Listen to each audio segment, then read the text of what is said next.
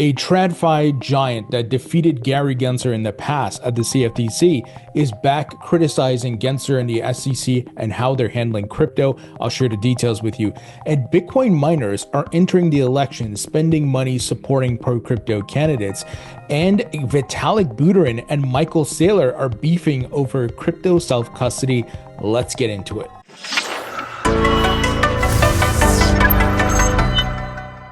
Hey everybody, welcome into the Thinking Crypto podcast, your home for cryptocurrency news and interviews.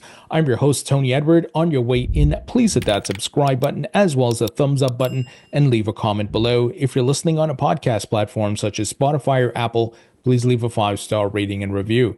Okay, folks, let's start by taking a look at the DXY and Bitcoin, because the DXY, even though it's overbought by the textbook, the RSI, it is still pumping.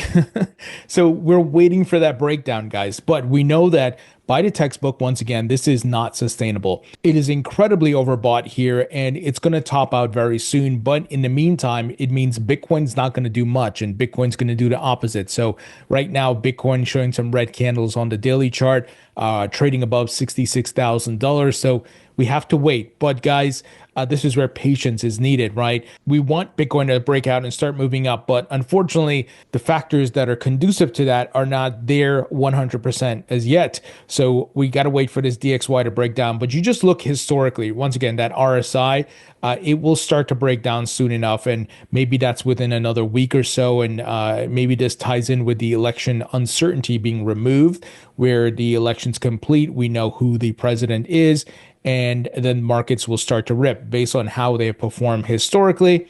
But guys, I know it's painful, I know it's boring, but this is what we are dealing with, and this is part of investing. So we're not using our feelings and our emotions, but we're looking at the data, and the data is telling us right now the DXY is not going down without a fight. So be patient. Now, here's some interesting news. Tesla reveals none of their over $763 million in Bitcoin was sold in Q3 2024.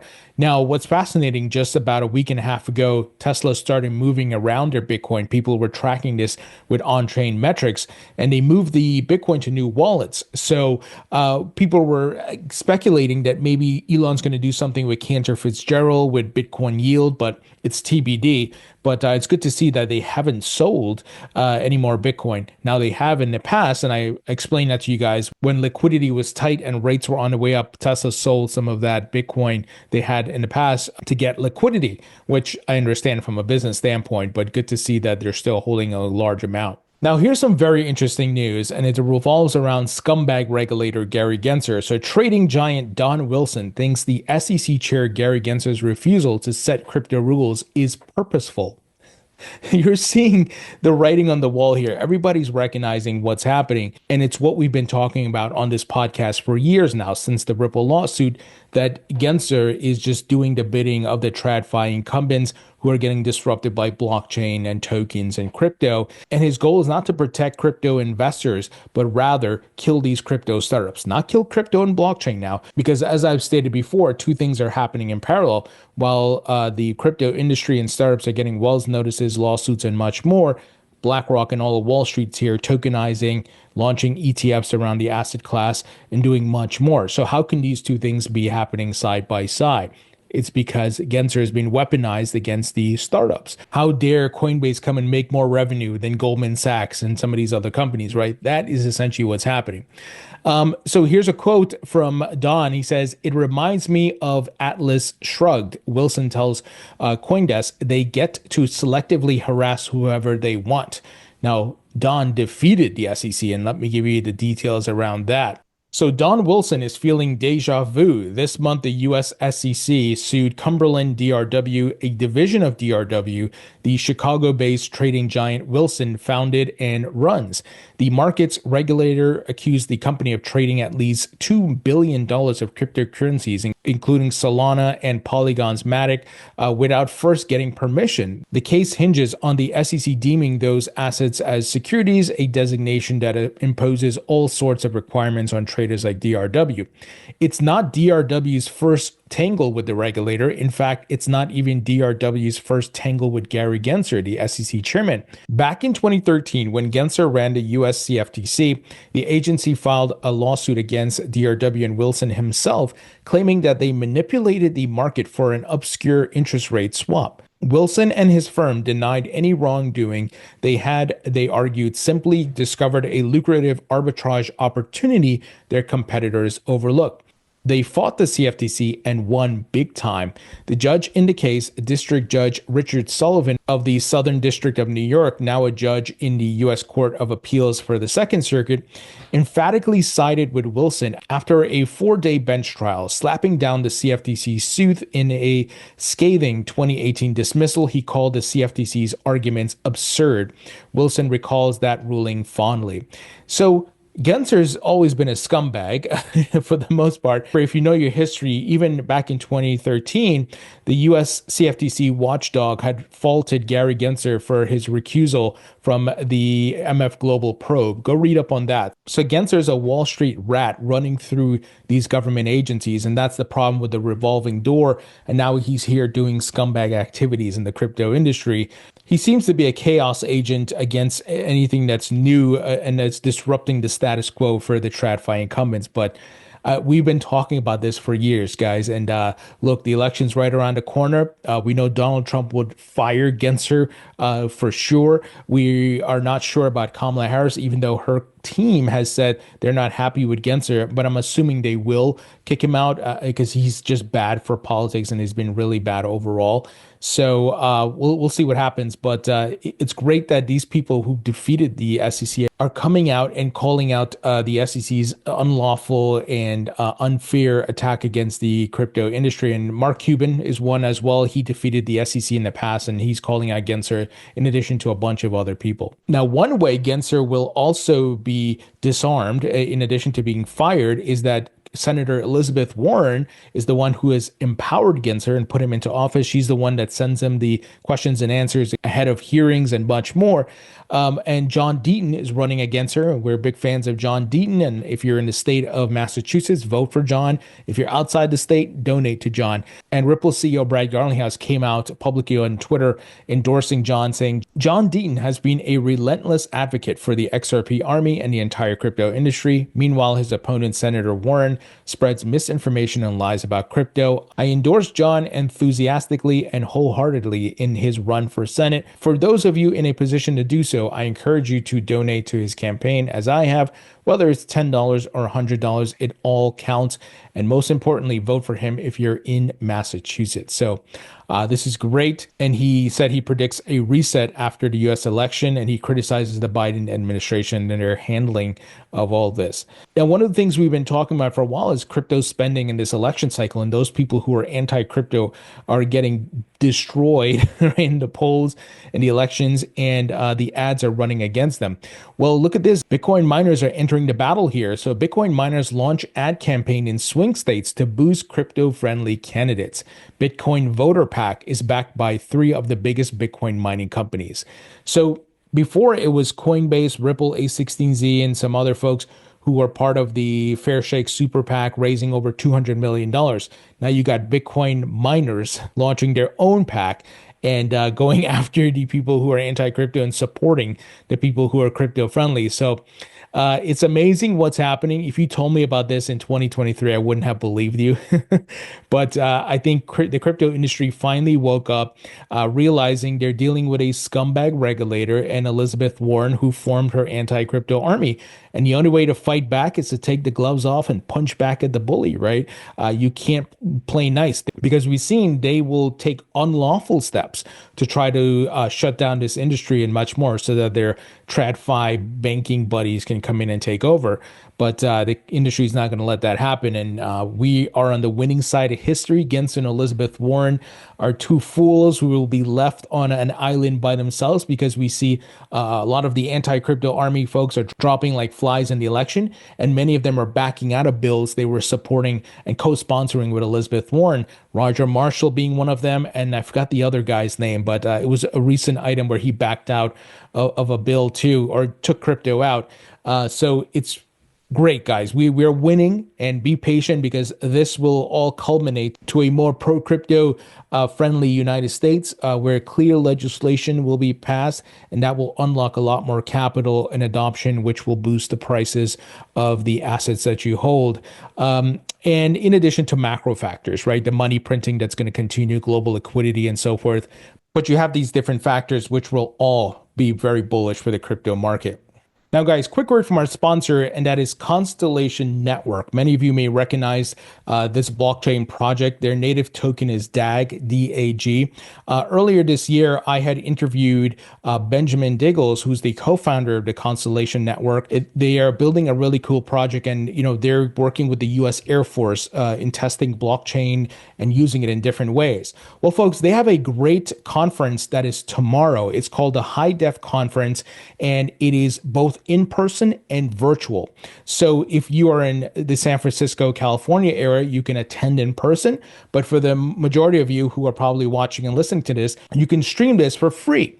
So I wrote about it in my newsletter today, and the event will feature speakers from Fortune 500 companies, Constellation's executive team, policymakers, and politicians. And you can expect big airdrops and exclusive announcement, folks, including updates on new partnerships such as Constellation's collaboration with Panasonic and other groundbreaking partnerships. And as an attendee, you can participate in over $10,000 worth of giveaways, including the exclusive DAG token and LTX token prizes. To be eligible for the giveaways, you must watch or stream for free via the Swap Card event app. So you can stream this on YouTube, but you won't be eligible for the airdrop. So if you go to the link in the description, which is the Swap Card link, you can sign up for free as a virtual attendee, and you can throw your hat in the ring for the giveaway. So I will be streaming this, guys, because the folks at Constellation are doing some big things, huge partnerships. And like I said, they're working with the Air Force and the US government on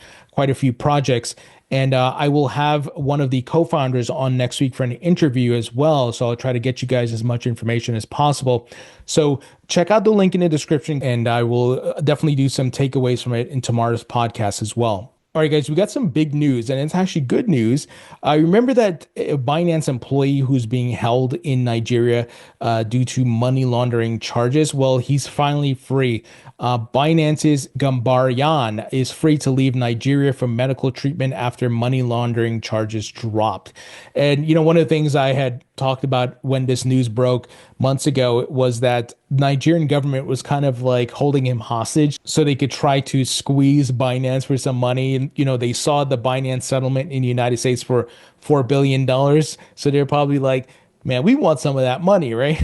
But they were unlawfully holding this guy, clearly BS charges, and he was not doing very well health-wise. It shows the extent some of these governments will do to get money.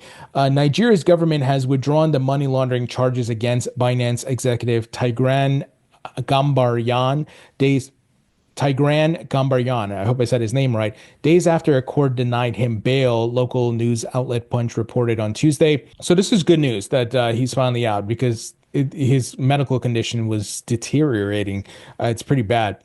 Moving ahead, guys, Uniswap's permissionless bridging goes live across 9 networks. So Uniswap, for those of you who don't know, is a decentralized exchange and the biggest out there. And the SEC is actually going after them, sent them a Wells notice and so forth. But powered by a cross-protocol, permissionless bridging via the Uniswap interface or wallet is now live across 9 networks. Initially, bridging is possible with Ethereum, Base, Arbitrum, Polygon, OP, Mainnet, Zora, Blast, WorldChain, and ZK Sync. So big update here around Uniswap. Now, Michael Saylor and Vitalik Buterin are beefing a bit, and it comes as Vitalik criticized what Saylor had to say about self-custody. Vitalik Buterin said Michael Saylor's recent comments regarding regulated Bitcoin custody concerns being mostly from paranoid crypto anarchists were batshit insane. Saylor seemed to be explicitly arguing for a regulatory capture approach to crypto, Buterin claimed. Now, the statements essentially that Saylor made were kind of like anti-self-custody, so Vitalik, who I think was right in calling him out. However, Saylor this morning, seemingly backtracking or adding clarity here, said, I support self custody for those willing and able, the right to self custody for all, and freedom to choose the form of custody and custodian for individuals and institutions globally. Bitcoin benefits from all forms of investment by all types of entities and should welcome everyone. Now, as always, guys, I keep things real with you all. I'm not holding back anything, and I'll be as candid as possible. I think Michael Saylor is just an opportunist who is using Bitcoin to make money. Now, there's not necessarily anything wrong with that. The point is, though, he uses a facade of Bitcoin is the best and this and that. But when you see his actions and sometimes some of his comments, it tells that it's just a matter of boosting up MicroStrategy for him. He's not like a true Bitcoin believer, like the ethos of Bitcoin and hard money and Satoshi and the white paper and so forth.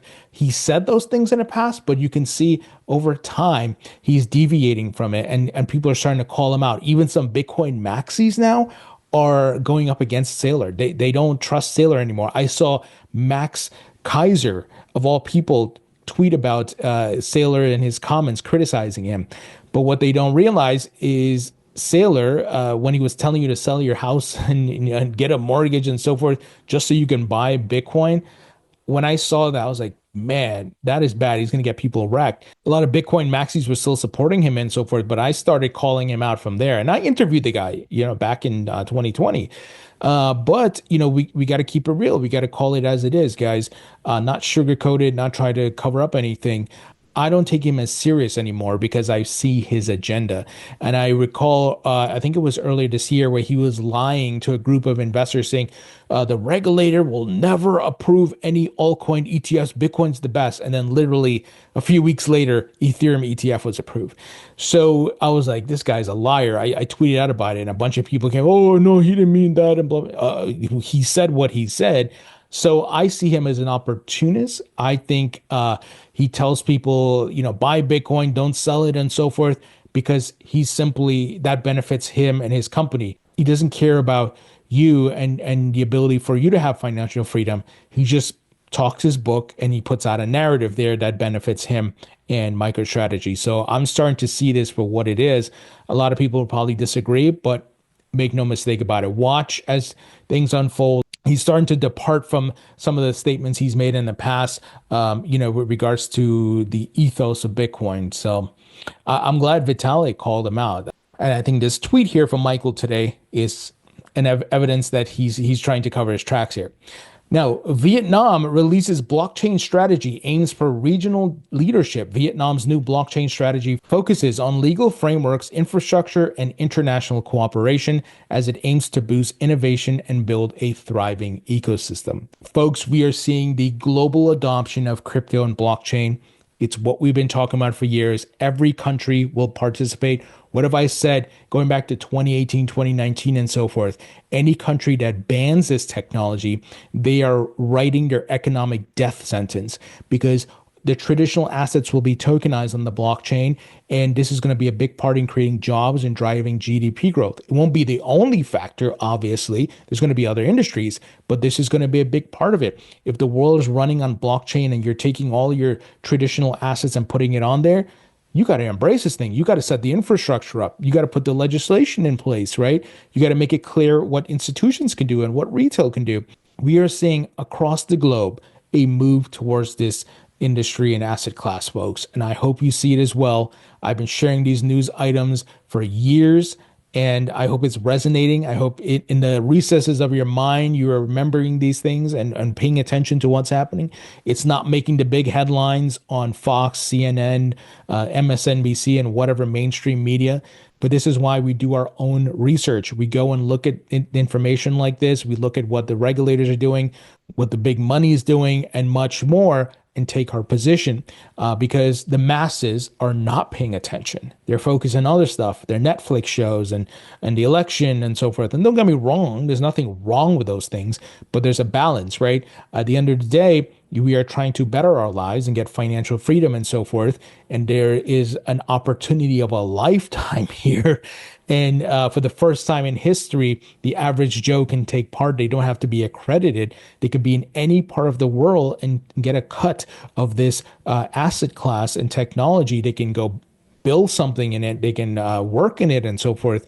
But obviously, the investment aspect is the biggest part. So I am so happy and I feel lucky to be here early that I recognize this and I've taken the position. I've made money in previous bull markets and I'm going to looking to make significant returns in this bull market. And I'm sure many of you as well. So it's incredible what is taking place globally, folks. So the Ministry of Information and Communications announced the strategy on October 23rd, outlining several key objectives to develop the country's blockchain capabilities.